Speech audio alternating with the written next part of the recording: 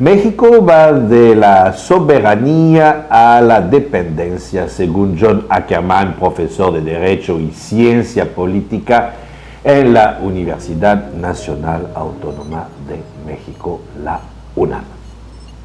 Quiero compartir sus reflexiones con ustedes. El México moderno necesitaría romper reformas liberales, democráticas y orientadas al mercado desde la función del Partido de Revolucionarios Institucional PRI en 1946, basado en el elitismo y la exclusión social, pero no obstante mucho más estable que la mayoría de los demás países latinoamericanos.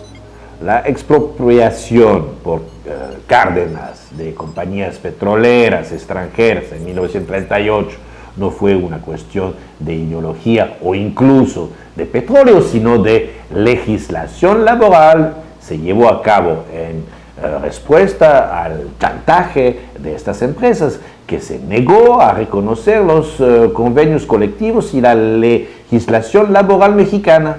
Cuando el Tribunal Supremo mexicano rechazó su reclamo, decidieron suspender la producción de petróleo si no tenían el derecho de operar de acuerdo con sus propias normas laborales. Lo que es normal, hay que defendernos.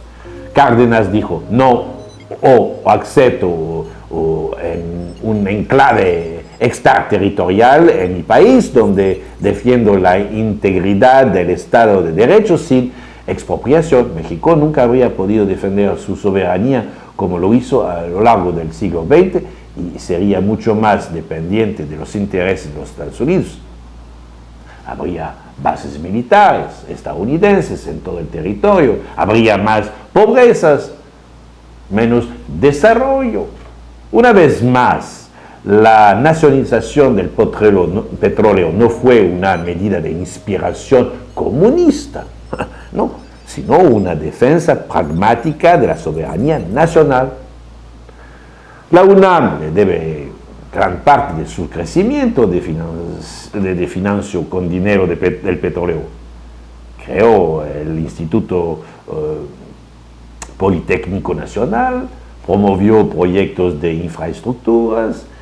El moderno Estado mexicano debe aquí sus nacimientos. Todo esto está amenazado hoy. Enrique Peña Nieto, al comienzo de su mandato, proclamó un pacto por México.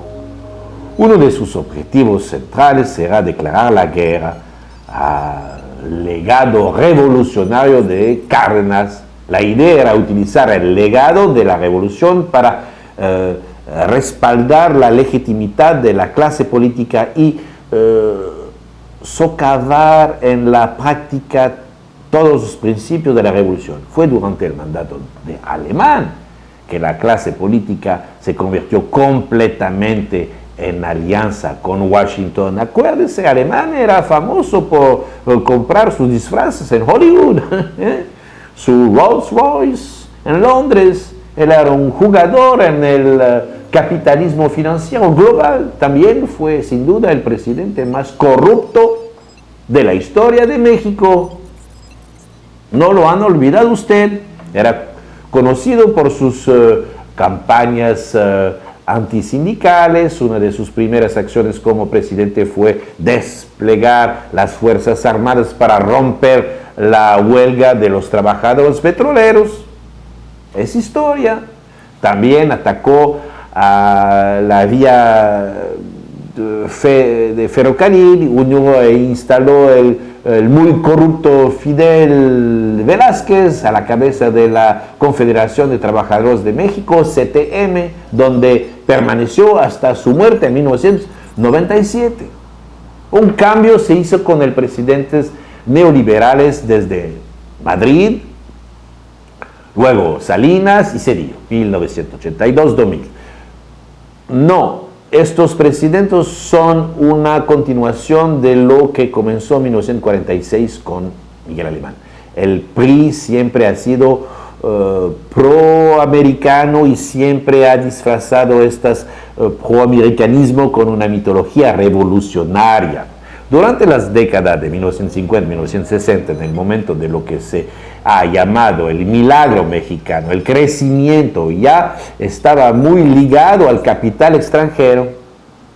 Ha habido una pequeña práctica de industrialización, de situación, de importaciones, pero nunca ha habido un proteccionismo externo. Todos los presidentes tenían lazos cercanos con los Estados Unidos. El gobierno de los Estados Unidos participó en la preparación de la matanza de los estudiantes en la Ciudad de México en octubre de 1968. También es historias, míranlo bien. Por otro lado, lo que siempre disgustó a los Estados Unidos fueron las organizaciones punteras que agrupaban a los trabajadores y los campesinos bajo el liderazgo del PRI. Este legado de la revolución era una estructura pesada y muy corrompida, pero estas organizaciones, sin embargo, hicieron a los políticos una responsabilidad mínima para los trabajadores y los campesinos. Las reivindicaciones de las reformas agrarias pudieron así expresarse. La legislación laboral fue muy progresiva, aunque poco respetada. Luego estaba la cuestión estatal del petróleo desde 1946.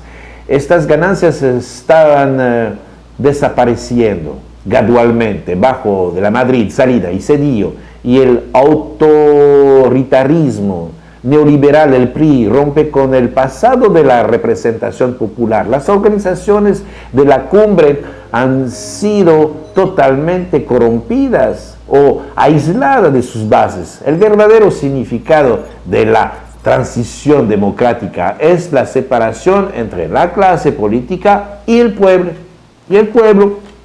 Oficialmente, la transición democrática mexicana está marcada por las elecciones presidenciales de 2000, que dieron lugar a la primera alternancia del poder y, por lo tanto, al primer presidente de un partido que no sea el PRI. Esta elección fue relativamente limpia, pero esto no fue el caso en 2006, con la muy dudosa victoria de Felipe Calderón, Partido Acción Nacional, PAN, contra el candidato centro-izquierdista Andrés Manuel López Obrador, Partido de la Revolución Democrática, PRD. También hay dudas sobre la legitimidad de esas elecciones en 2012, dados los métodos del PRI. Usted conoce la máquina, que ofrecieron a miles de votantes incentivos materiales a cambio de un voto de su favor. Bueno, se compra, usted lo sabe. Pues gracias, amigo, de esperar mañana, porque conoceremos más y vamos a profundir más este análisis, mientras estemos atentos y al tanto de todos.